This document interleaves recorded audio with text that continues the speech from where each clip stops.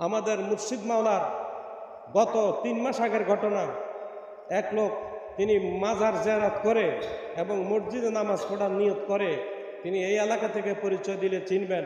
উনি চলে গেলেন পারুলিয়ার নিকটবর্তী একটা ডাক্তারের কাছে, একজন হুজুর ডাক্তার কবিরাজ।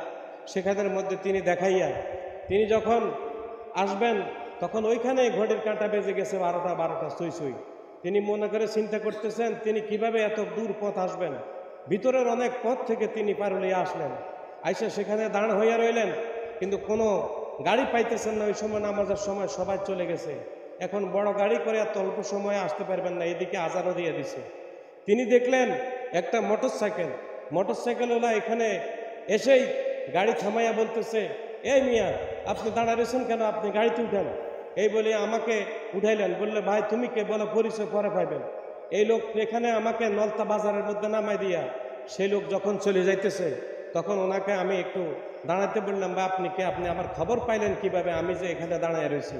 তো আমি সাতক্ষীরা স্ট্যান্ডে আমি এইদিকে আসবো, সেখানে ভিড়ের মধ্যে একটা লোক আমার মুর্শিদ মাওলার ইশারায় মনে হয় আমাকে বলতেছে যে পারুলিয়া স্ট্যান্ডের মধ্যে একজন লোক আমার আশেক দাঁড়ায় রয়েছে, সে নামাজ পড়বে এই নলতা শাহী মসজিদে। জোরে সোরে বলুন সুবহানাল্লাহ।